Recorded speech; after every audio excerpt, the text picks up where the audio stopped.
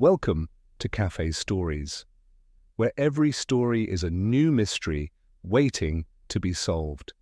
Grab a coffee, stay curious, and share the thrill with fellow mystery lovers. Let's get started. Sherlock Holmes and the Case of the Final Portrait. Chapter 1. A Matter of Perspective. The November of 1887 was marked by a succession of particularly dense fogs that seemed to transform our beloved London into a city of shadows and half-formed shapes. It was during one such morning that Sherlock Holmes and I encountered what I must count among the most singular cases of our long association. The peculiar events I am about to relate tested not only my friend's remarkable deductive powers, but also challenged our very understanding of what is possible within the bounds of natural law. I had risen early that morning to find Holmes already deeply engrossed in one of his chemical experiments. The sitting room at 221B Baker Street was heavy with the acrid smell of his latest investigation, something to do with the detection of certain alkaloids, though I confess the precise nature of his research escaped me. The coal fire had burned low, and Mrs. Hudson had not yet arrived with breakfast, leaving the room in that particular state of comfortable disarray that Holmes seemed to prefer for his scientific pursuits. While my friend bent over his apparatus, occasionally noting observations in his precise hand, I occupied myself with the morning's Times, particularly interested in a series of articles concerning recent developments in medical science. The fog outside our windows had reduced the street to little more than vague shapes and muffled sounds, the occasional clip-clop of horse hooves on cobblestones seeming to come from somewhere far more distant than Baker Street below. It was in this peaceful scene that we were suddenly interrupted by an urgent hammering at our door. The violence of the knocking caused even Holmes to look up from his work, one eyebrow raised in that characteristic expression of mild interest that often heralded the beginning of a new case.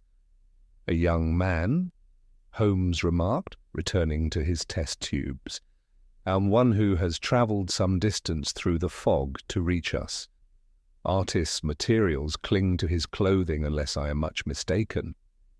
Before I could inquire how he had drawn these conclusions from mere footsteps on our stairs, Mrs. Hudson ushered in a gentleman who proved Holmes right on all counts. He was indeed young, perhaps no more than 25, dressed in the somewhat affected style favoured by London's artistic community. His elegant frock-coat and carefully arranged cravat spoke of means, yet both showed signs of having been hastily donned. His top hat, which he removed with trembling hands, revealed a shock of auburn hair styled in the latest artistic fashion. "Mr. Holmes," he began, his voice quavering with barely suppressed emotion, "I am James Whitmore, assistant to the painter Gerald Blackwood. Sir, I fear something terrible has happened at the studio." Holmes's keen eyes swept over our visitor, taking in every detail in that remarkable way of his. "You've come directly from Chelsea, I see, and you've been handling oil paints recently. Cadmium yellow, if I'm not mistaken." Whitmore started visibly, his already pale face showing even greater alarm. "Why, yes, but how could you possibly—" "The slight yellowing beneath your fingernails has a particular hue, unique to that pigment," Holmes interrupted with a dismissive wave. "Moreover, the distinctive clay of the Chelsea streets clings to your boots, and the fresh spatters suggest you walked at least part of the way in your haste to reach us. Pray continue with your story." "It's Mr. Blackwood, sir. This morning I found him—" Here Whitmore's voice faltered, and he had to steady himself against the back of my chair. "Found him dead in his studio, but it's not just the death, Mr. Holmes. It's the painting, his final work. You must see it for yourself. I dare not say more." Holmes's eyebrows arched slightly at these words, and he set aside his chemical apparatus with deliberate care. "Indeed? Watson, if you would be so good as to accompany me, it seems we have a matter worthy of our attention." Though do bring your revolver. These artistic types can be unpredictable. The fog had thickened considerably by the time our hansom deposited us before a handsome Queen Anne house in Chelsea. The building stood slightly back from the street, its red brick facade appearing and disappearing in the swirling mist like some ghostly magic lantern show. As we followed Whitmore up the steps, I observed Holmes's gaze lingering on the distinctive brass doorknob, though its significance escaped me at the time. The studio occupied the entire top floor, its large north-facing windows admitting a diffuse light that did little to dispel the gloom within. The space was exactly what one might expect of a successful artist's workplace. Easels scattered about supporting canvases in various states of completion, tables laden with palettes and brushes, and that distinctive smell of oil paint and turpentine that seems universal to all artists' studios. Gerald Blackwood lay sprawled before his easel, a palette still clutched in his lifeless hand. He was a man of middle years, dressed in a paint-stained smock, his silver hair wild about his head.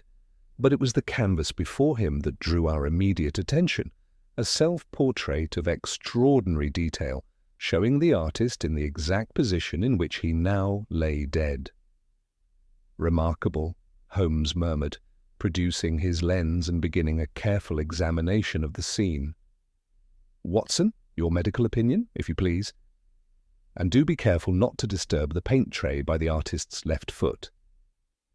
As I bent to examine the body, I heard the distant toll of church bells marking the hour, unaware that they were chiming the beginning of one of our most Byzantine investigations.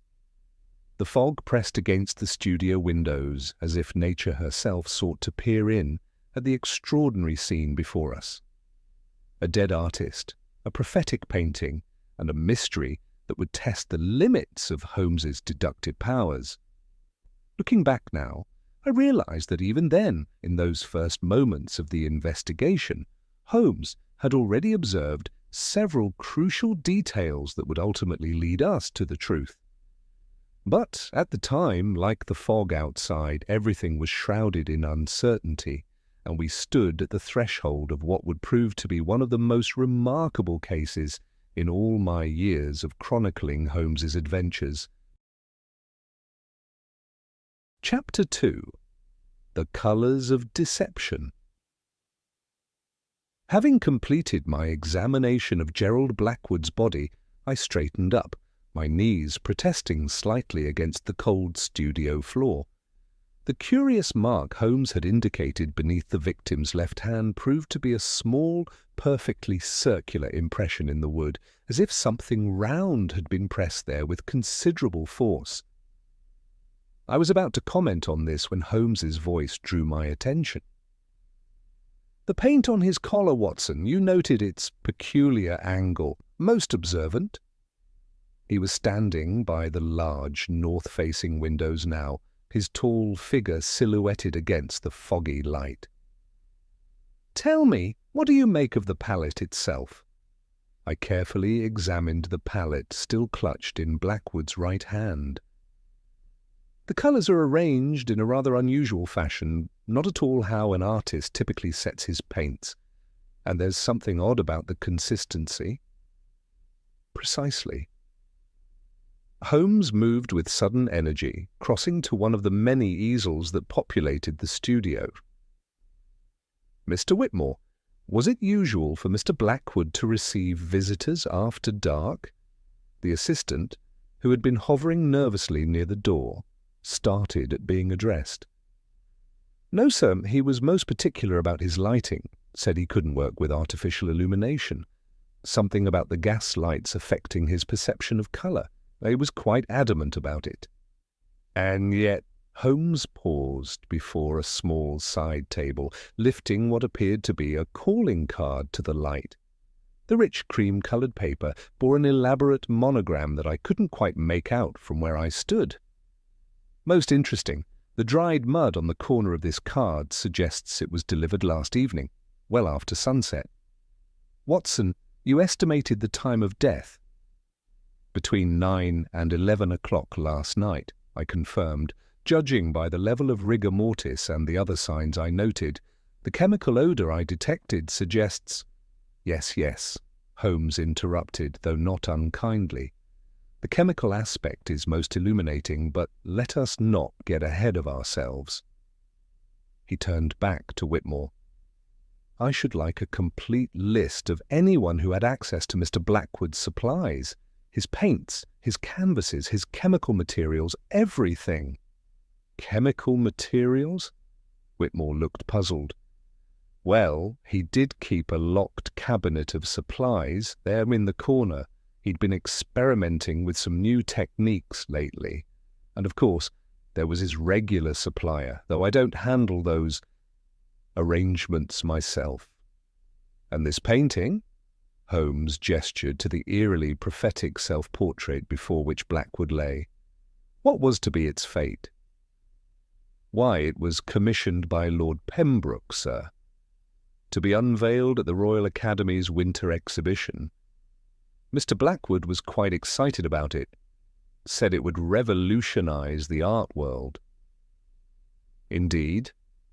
Holmes tapped his fingers thoughtfully against his chin, a habit I knew well from our many cases together. Then perhaps we should pay his lordship a visit.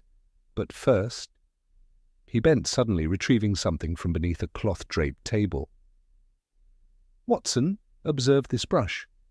Notice anything peculiar? I took the proffered brush, examining it carefully. It appeared to be a perfectly ordinary sable brush, the kind commonly used by artists. I can detect nothing unusual about it, Holmes. It seems to be a standard brush, though perhaps newer than the others I see about the studio. Precisely. Holmes's smile was enigmatic. And therein lies our first true clue. Mr. Whitmore, when did Blackwood acquire this particular brush? I'm not certain, the assistant admitted. He was rather particular about his brushes, but I don't recall seeing that one before. Holmes nodded, as if this confirmed something in his mind. He moved to examine the painting more closely, his lens catching what little light filtered through the fog-shrouded windows. I watched as he scrutinized the canvas, particularly the areas around the figure of Blackwood himself. Most remarkable, he murmured. The handling of the paint here, around the shoulders. Watson, your medical eye might appreciate this. Do you see how the brush strokes change character in this area? I joined him at the easel, noting what he indicated. Indeed, there was a subtle but distinct difference in how the paint had been applied in certain areas. The strokes become more hesitant here, almost tremulous, rather unlike the confident technique shown in the rest of the painting. Exactly so. And note the direction of the strokes, most illuminating. Holmes straightened up, pocketing his lens. Mr. Whitmore, one final question before we depart. The chemical cabinet you mentioned, who has the key? Only Mr. Blackwood kept a key, sir. He was most insistent about that. Was he indeed? Holmes's eyes narrowed slightly. And yet I observe that the lock has been recently oiled, though there's a distinct accumulation of dust around the keyhole. Curious, wouldn't you say? As we descended the stairs from the studio, I could contain my curiosity no longer. Holmes, don't you think— Not yet, Watson. We are still gathering data, though I must say the chemical odour you noted and that peculiar mark on the floorboard do suggest a rather interesting possibility. He paused at the front door, examining the brass knob that had caught his attention earlier. Tell me, did you notice anything unusual about the victim's right hand? The one holding the palette? Only that the position seemed somewhat unnatural, as I mentioned.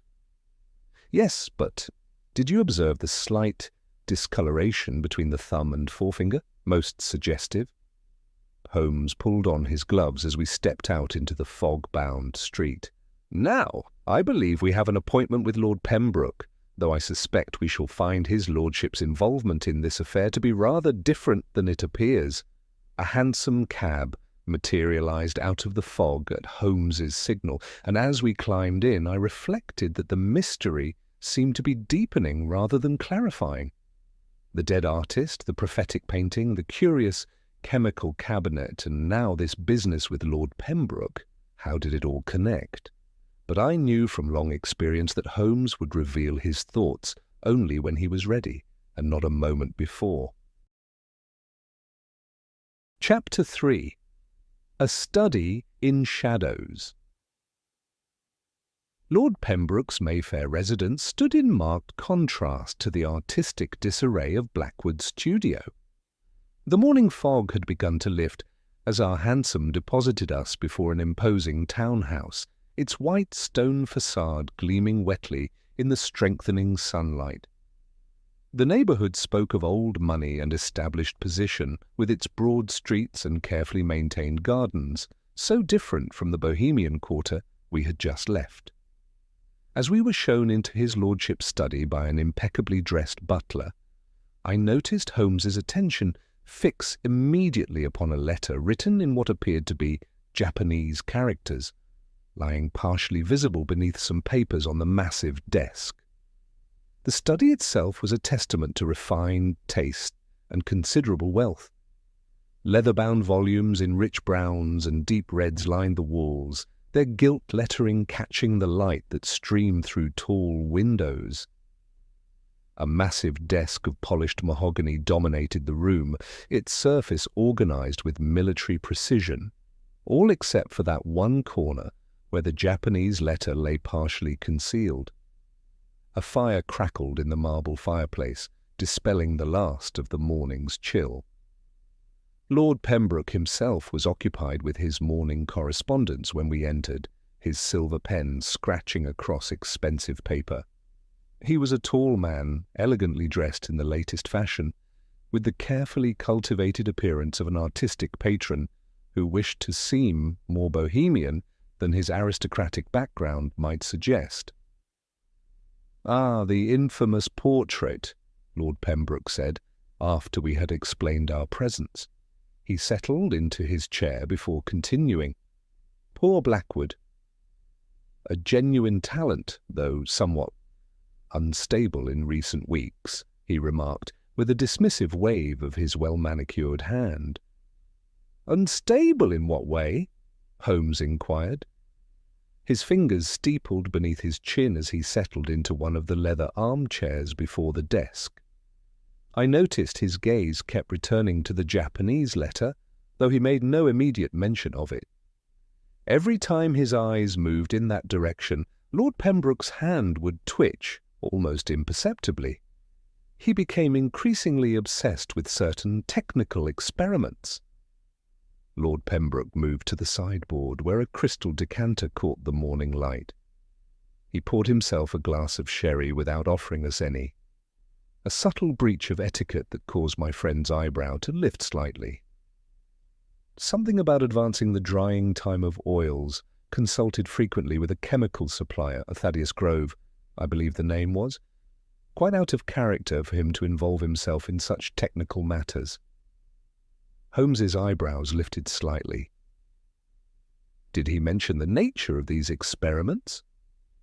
"My dear fellow, I'm a patron of the arts, not a practitioner. Though—" Lord Pembroke paused, frowning, as he swirled the amber liquid in his glass. The morning light through the windows cast strange shadows across his face. He did say something rather odd at our last meeting. Something about achieving immortality through his work. Pure artist's fancy, I assumed at the time. "This last meeting," Holmes said carefully, leaning forward slightly in his chair. "When did it take place?" 3 days ago, here in this very room." He seemed quite agitated. Lord Pembroke's hand moved with studied casualness to cover the Japanese letter more completely with other papers. The movement might have seemed natural to most observers, but I had learned to recognize when my friend's attention was particularly engaged, and his eyes narrowed slightly at this gesture. I see you maintain correspondence with Japan, my lord. Holmes's tone was carefully neutral, but I could detect the keen interest beneath his casual inquiry. A slight flush appeared high on Lord Pembroke's cheeks. "Ah, you noticed?" he replied, his own tone equally studied. "A personal letter from a friend. Nothing to do with this unfortunate business, I assure you." His fingers drummed once on the desk before he caught himself and stilled them. "And the portrait itself? You commissioned it for the Royal Academy's winter exhibition." Holmes smoothly changed the subject, though I knew him well enough to recognize that he had noted every nuance of Lord Pembroke's reaction. Yes, though I'm beginning to wonder if that was wise. Blackwood's reputation for eccentricity was growing. There was some talk in artistic circles about his unusual methods. "Unusual in what way?" Holmes inquired. "Oh, technical matters mostly. Something about his new approach to oils. The art dealer, Thornton, seemed particularly concerned about it. Said Blackwood was becoming unreliable." Lord Pembroke had regained his composure now, but his eyes kept straying to the corner of his desk where the Japanese letter lay hidden. As we took our leave, I noticed Holmes had become unusually quiet, his brow furrowed in that way that told me he was deep in thought. The fog had lifted entirely now, leaving behind a crisp autumn day that seemed somehow at odds with the dark mystery we were investigating. The morning sunlight cast long shadows across the pavement, not unlike the shadows that seemed to be gathering around this peculiar case. "What are you thinking, Holmes?" I ventured, as we walked toward Piccadilly, our footsteps echoing on the fashionable street. "I am thinking, Watson, that we must pay a visit to Mr. Grove's establishment." He paused to light his pipe, the match flaring briefly in the morning light. "But I suspect we shall find his establishment most enlightening." "The Japanese letter seemed to interest you greatly," I said. "Yes, though perhaps not for the reasons you might think." "Did you observe how quickly his lordship moved to conceal it? Most suggestive." Holmes puffed thoughtfully at his pipe, sending rings of smoke into the clear air. "But we get ahead of ourselves. First, let us see what Mr. Grove has to tell us about Blackwood's experiments." As we made our way toward Clerkenwell, I couldn't help but feel that the case was becoming more complex rather than less. The dead artist, the prophetic painting, the curious experiments, the hastily concealed letter. How did it all connect? But I knew Holmes well enough to recognize that he was already forming theories, though as usual he would keep them to himself until he had gathered all the necessary evidence. Chapter 4. The Chemistry of Art. Mr. Grove's chemical supply shop occupied a narrow building in Clerkenwell, wedged between a bookbinder's workshop and a printer's establishment. The interior proved to be a curious mixture of laboratory and warehouse, with shelves reaching to the ceiling, laden with bottles and jars of every description. The air held a complex mixture of odors that reminded me forcibly of the strange chemical smell I had detected around Blackwood's body. The proprietor, Thaddeus Grove, proved to be a thin, nervous man with acid-stained fingers and peculiar circular marks on his spectacles that I recognized as the kind left by protective goggles. He adjusted these spectacles constantly as he spoke, a habit that seemed to increase with his evident anxiety at our questioning. "Mr. Blackwood?" "Oh yes, most particular about his requirements," Grove said, shuffling through a leather-bound ledger. "Always insisted on preparing certain mixtures himself. Had his own formulas, you see. Most unusual for an artist to show such interest in the chemical properties of his materials." Holmes examined the ledger with evident interest, his finger tracing down columns of neat entries. "These quantities seem unusually large for an artist's requirements. 5 pounds of linseed oil accelerant in a single week, And this notation here about cadmium compounds. He spoke of a special commission, something about achieving unprecedented effects. Grove hesitated, his fingers working nervously at his spectacles again. I tried to warn him about the dangers of certain combinations, but he wouldn't listen, said he was under pressure to complete the work quickly. Pressure from whom? Holmes asked sharply. Grove's hand trembled slightly as he adjusted his spectacles once more. I shouldn't say. There were several interested parties. An art dealer had been making inquiries about his new technique. The man became quite insistent about... He broke off, suddenly realizing he'd said too much. This art dealer, Holmes pressed, his keen eyes fixed on Grove's nervous face. He would be Mr. Thornton, perhaps? Grove started violently at the name. I really shouldn't. Come, Mr. Grove, Holmes said quietly. You've already indicated his involvement. Better to tell us what you know now. The chemist seemed to deflate slightly. Yes, Mr. Thornton. He and Mr. Blackwood had several disagreements. They quarrelled here in the shop last week. I didn't mean to overhear, but their voices were raised. Something about exclusive rights to a new technique. These accelerants, Holmes said, returning to the ledger. They would produce most unusual effects when combined with certain oils, would they not? Oh, yes. He'd developed some method of making oil paintings dry in hours rather than days. Quite remarkable, really, though potentially dangerous if one doesn't understand the chemical principles involved. The wrong combination of accelerants could produce, well, most unfortunate effects. Holmes's eyes narrowed slightly. These unfortunate effects, would they include any particular physical symptoms? I couldn't say for certain, Grove replied, though his increased fidgeting suggested otherwise. Though I did warn him about proper ventilation, some of these compounds, when mixed with certain oils... Indeed. Holmes suddenly turned his attention to a shelf behind the counter. Those circular marks on your spectacles, they match precisely with these protective goggles here. You've been conducting some experiments of your own, perhaps? Grove's hand flew to his spectacles. Well, yes. One must verify the safety of new compounds. Professional responsibility, you understand. As we left the shop, Holmes suddenly stopped at the corner of the street. Watson, what do you recall about the position of the palette in relation to the painting? The palette? Why, it was, I frowned, trying to recall the exact details.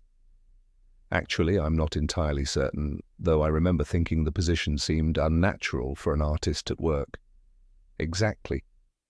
Holmes's eyes gleamed with that familiar light that told me he was following a promising line of inquiry.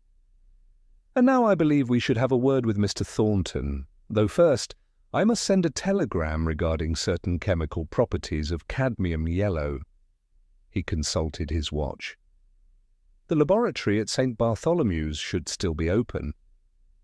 Holmes, surely you don't think Grove was involved in Blackwood's death? Think, Watson, those protective goggles, the nervous manner, the extensive knowledge of potentially dangerous compounds. It's all suggestive, wouldn't you say, yet not conclusive.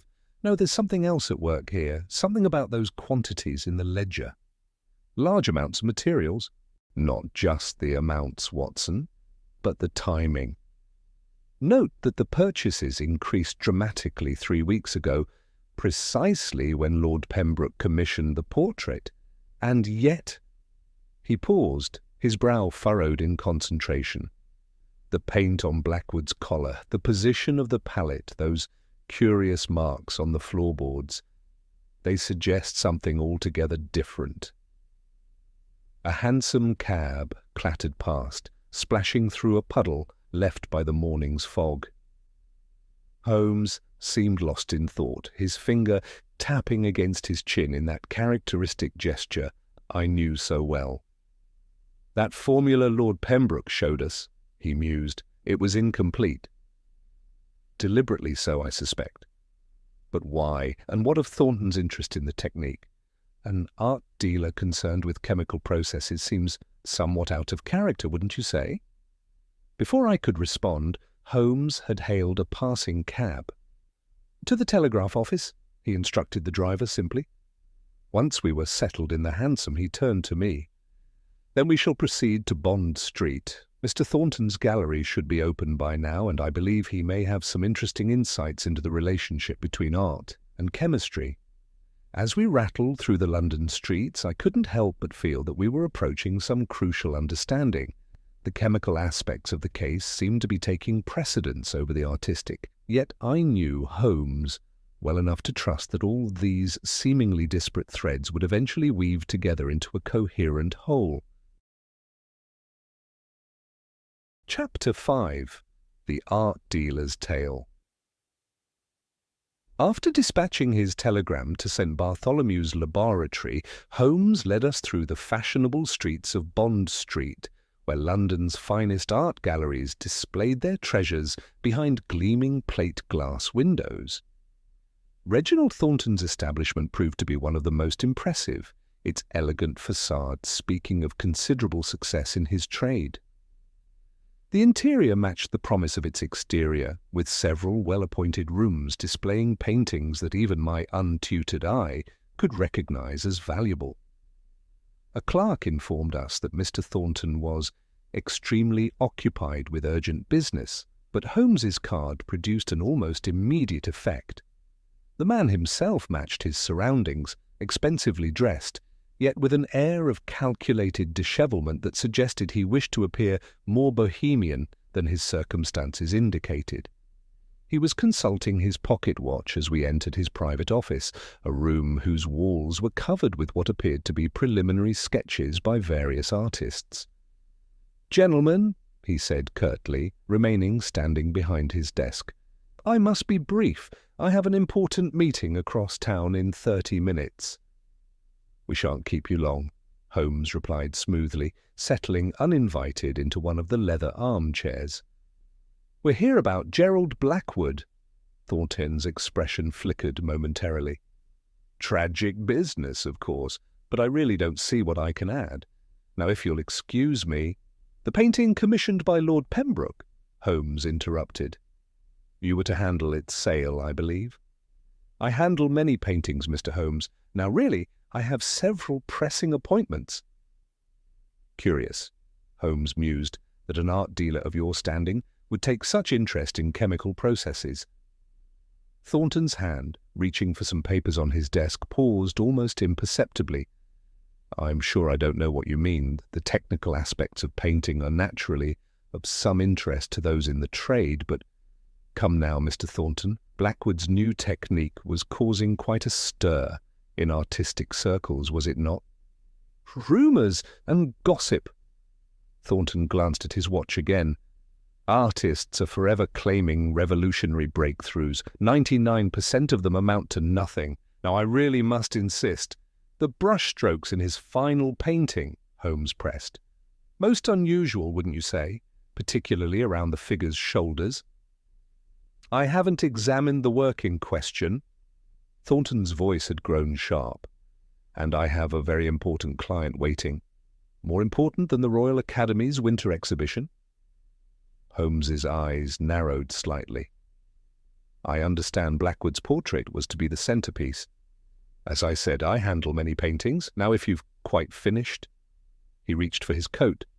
"One final question," Holmes said, rising. "The Japanese art market? Quite lucrative, I understand?" Thornton paused, his coat half on. "I really couldn't say. My dealings are primarily European. Good day, gentlemen." As we descended the gallery's elegant staircase, I noticed Holmes glance back thoughtfully at something near Thornton's desk before we left, a small japanned box that seemed out of place among the artistic clutter. Outside, the afternoon had grown cold, a bitter wind whipping down Bond Street and setting the carriage's horses stamping uneasily. "Well, Watson, what did you make of our art dealer?" He seemed remarkably eager to be rid of us. Indeed. And did you notice anything else peculiar about him? I thought for a moment. His hands, they were perfectly manicured, yet there was a slight stain between his thumb and forefinger, rather like the mark we observed on Blackwood's hand. Excellent, Watson, and the japanned box. I noticed you seemed interested in it, though I couldn't see why. No, consider its location, pushed almost out of sight behind the desk, yet not quite hidden, and its surface, recently cleaned, though dust had accumulated on everything else in the office. Most suggestive, wouldn't you say? Before I could respond, Holmes suddenly hailed a passing cab. Back to Baker Street, he instructed the driver, though first we must stop at St. Bartholomew's. I expect a most interesting response to my telegram about those cadmium compounds. As our cab rattled through the darkening streets, I pondered what we had learned, or rather what we had failed to learn, from our interview with Thornton. His evident anxiety to be rid of us, his careful avoidance of discussing Blackwood's technique, the curious stains on his hands. How did it all connect to the dead artist and that eerily prophetic painting? But Holmes had lapsed into one of his thoughtful silences, and I knew from long experience that he would reveal his theories only when he was ready. The chemical odour I had detected around Blackwood's body seemed to hover in my memory, joining with the image of that unnatural pallet position and the curious marks on the studio floor. Something was beginning to take shape in my mind, though I couldn't quite grasp it. Holmes's expression told me he was several steps ahead, as usual, following some trail of evidence that remained invisible to my eyes. Chapter 6. A Model's Tale. Our stop at St. Bartholomew's proved most enlightening. Holmes spent several minutes examining the laboratory's analysis of the cadmium compounds, his expression growing increasingly intent as he studied the results. "Just as I suspected, Watson," he remarked as we left. "The particular reaction between these pigments and certain accelerants most suggestive, though I shall need to confirm one detail before drawing any firm conclusions." Upon our return to Baker Street that evening, we found a visitor awaiting us in our sitting room. The lady rose as we entered, and I was struck by her evident beauty despite the signs of recent distress upon her features. She was dressed in deep mourning, her black garments emphasizing the pallor of her face and the redness around her eyes that spoke of many shed tears. "Miss Eleanor Reed," Mrs. Hudson announced before quietly withdrawing. "Pray be seated, madam," Holmes said gently, gesturing to the chair she had vacated. "You've come about Gerald Blackwood, I perceive." The lady started. "How could you know?" "The paint traces on your glove, madam. A distinctive shade of violet that I observed in Blackwood's studio this morning. An artist's colour, and one he was particularly fond of using in his recent portraits." Miss Reed's composure wavered slightly at this reminder. "Yes, Mr. Holmes, I was his model, but more than that." Her voice faltered. "You were engaged to be married," Holmes said softly. A tear rolled down her cheek. "Not officially announced, but yes, Gerald and I. It began with the portraits, you see. He saw something in me that no one else had ever noticed. The way he painted me." She withdrew a small photograph from her reticule, passing it to Holmes. "This was his first portrait of me, 6 months ago." I leaned over to examine the photograph. Even in the monochrome reproduction, the artistry was evident, a masterful study of light and shadow that seemed to capture not just the lady's physical beauty, but something of her inner nature as well. "When did your relationship with Mr. Blackwood begin to change?" Holmes inquired, returning the photograph. 3 months ago. He asked me to sit for another portrait, but this time he talked as he painted, about his hopes, his dreams, about the future he envisioned. She twisted her handkerchief in her lap. But then everything changed when he began his experiments. These would be the chemical experiments? Holmes asked, his interest clearly piqued. Yes.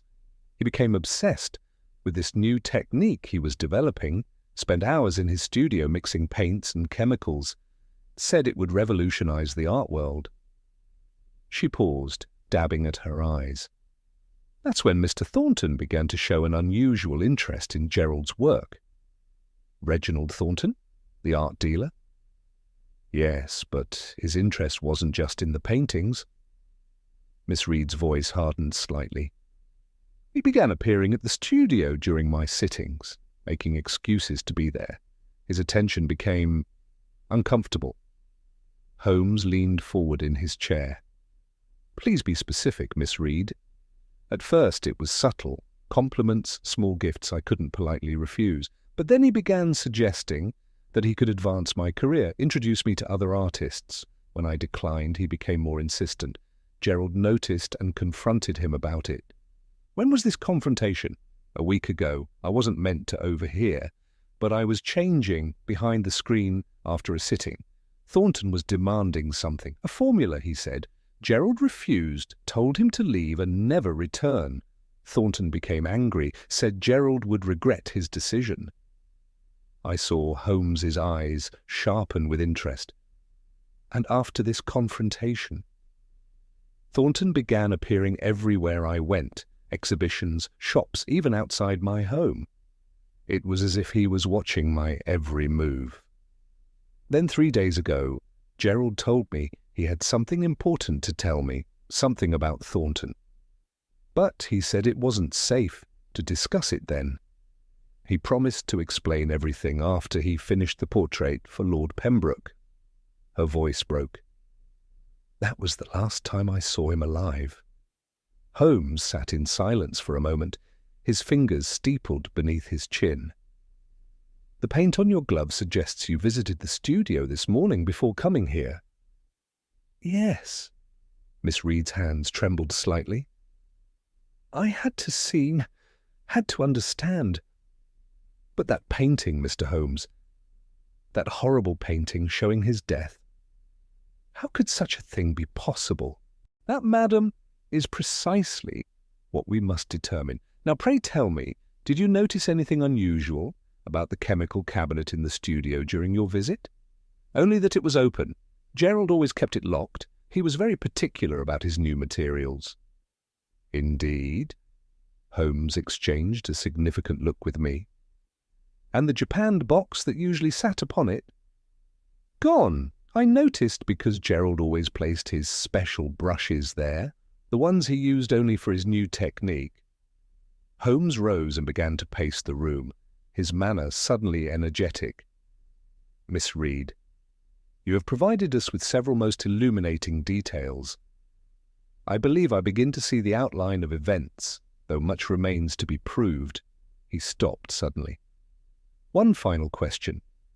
Did you observe any unusual odor in the studio this morning? Anything similar to what you might have noticed during your last sitting? And how that you mention it.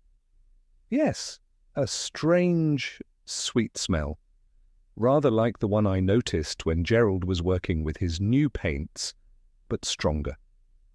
After Miss Reed had taken her leave, I turned to Holmes.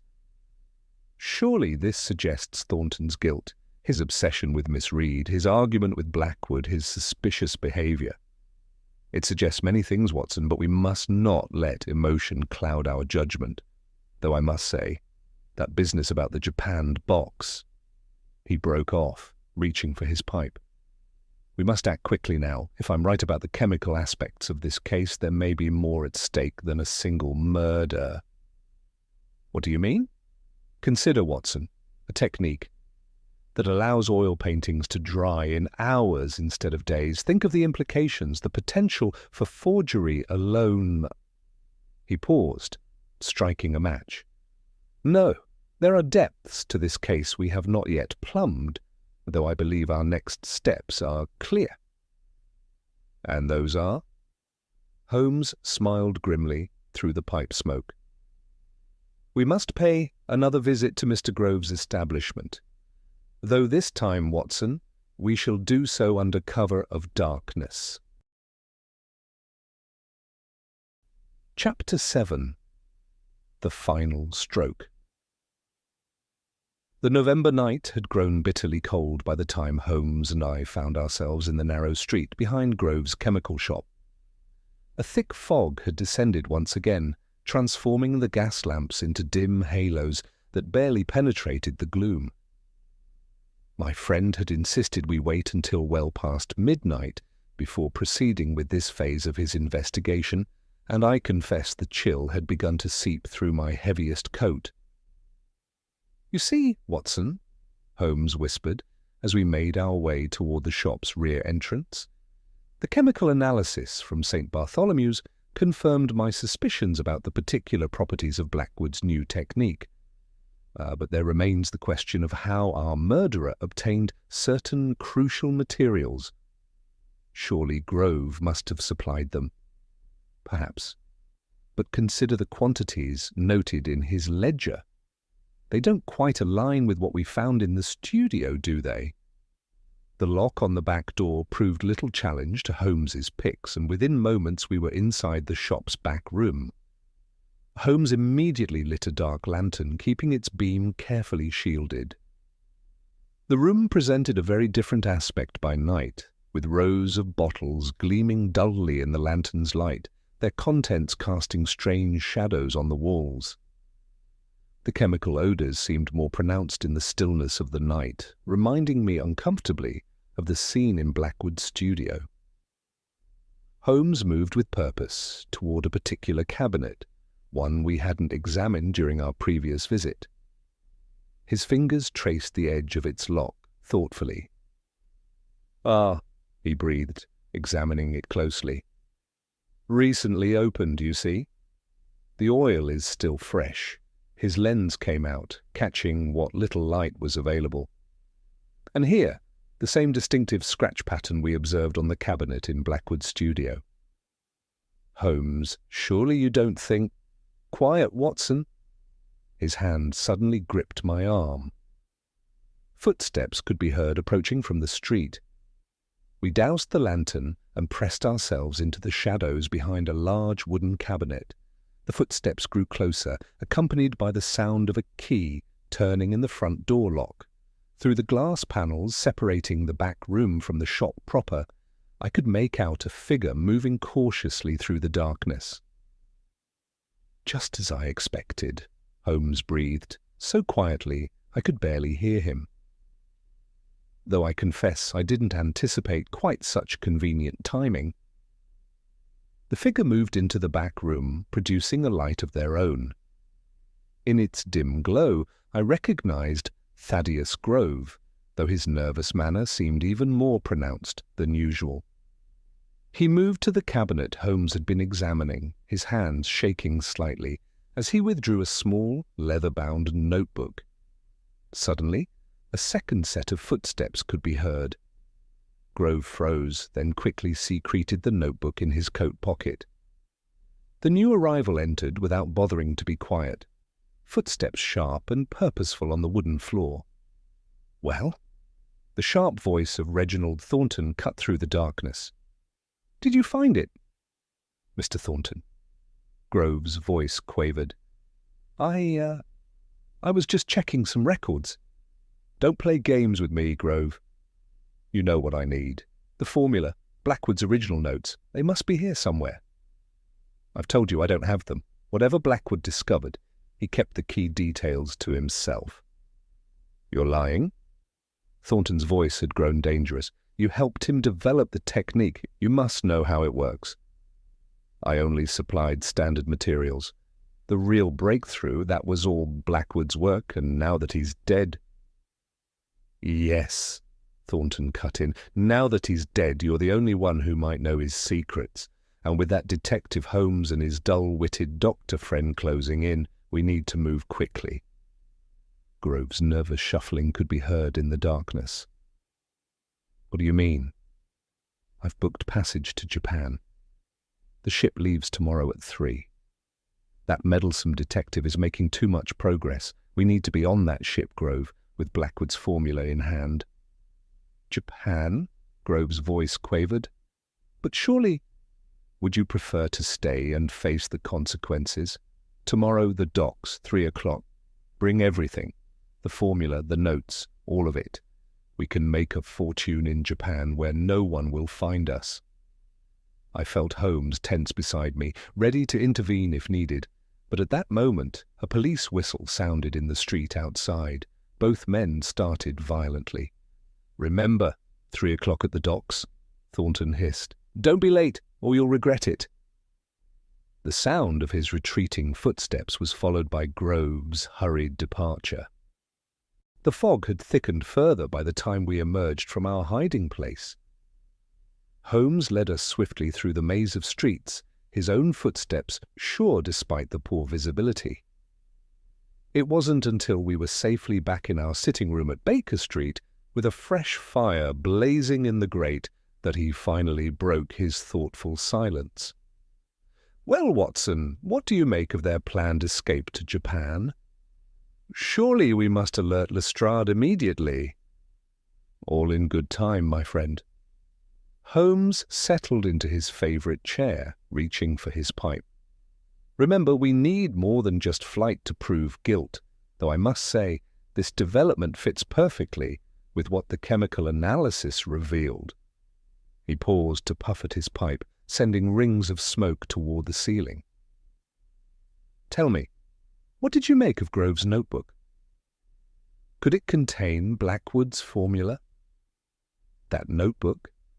No, though its contents are crucial to our case, they're not what Thornton believes them to be. Remember the circular marks on Grove's spectacles? The same marks we found." He broke off suddenly. But we get ahead of ourselves. Tomorrow will be soon enough to set our final trap. Though I think, Watson, you might wish to bring your revolver when we visit the docks. 3 o'clock should prove a most interesting hour indeed. The fire crackled in the grate as Holmes lapsed into one of his thoughtful silences, though I could see his keen eyes were bright with anticipated action. Whatever he had deduced from the night's events, I knew that tomorrow would bring this strange case to its conclusion. The mystery of the living portrait, that seemingly impossible painting that had predicted its creator's death, was nearly solved. Chapter 8. The Portrait Speaks. The fog that had haunted London throughout our investigation had finally lifted by 3 o'clock the following afternoon, revealing a steel-grey sky over the Thames docks. Holmes, Lestrade and I, accompanied by several of Scotland Yard's most trusted men, had taken up positions among the cargo crates and warehouses well before the appointed hour. "Remember, Lestrade," Holmes had whispered as we waited, "let them make the exchange before moving in. We need proof of both the formula and their intended flight." We did not have long to wait. Grove arrived first, his nervous manner even more pronounced than usual as he clutched a leather portfolio to his chest. Thornton appeared moments later, striding purposefully along the dock with the air of a man who believed himself already safely away. "You have it all?" Thornton demanded without preamble. Grove nodded jerkily. "Everything. The formulas. The notes about the accelerants." "Excellent. Our ship awaits once we reach Japan." "That's quite far enough, gentlemen." Holmes's voice rang out as he stepped from behind a stack of crates.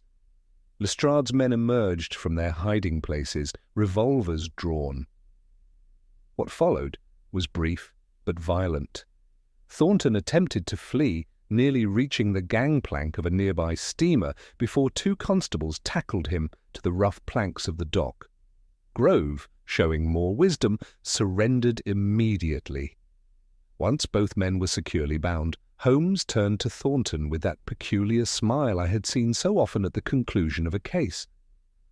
"A clever scheme, Mr. Thornton, though perhaps too clever by half.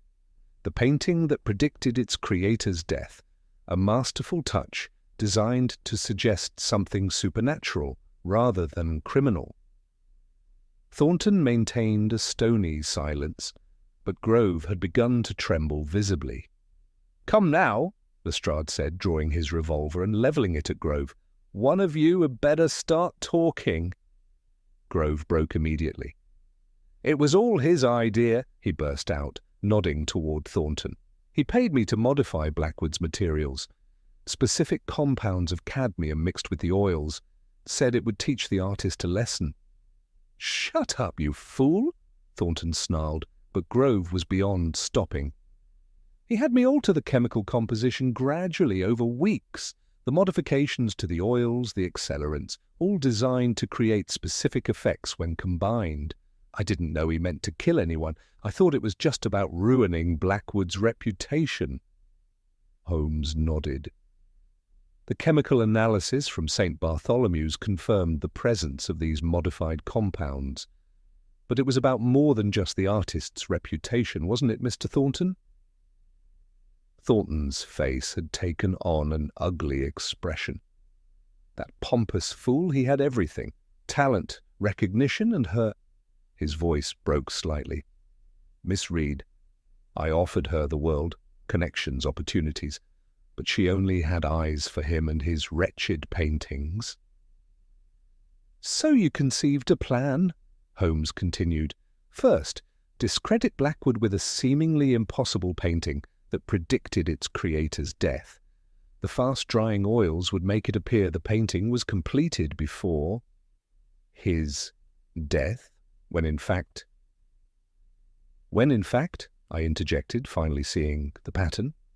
The painting was done under duress, shortly before the murder."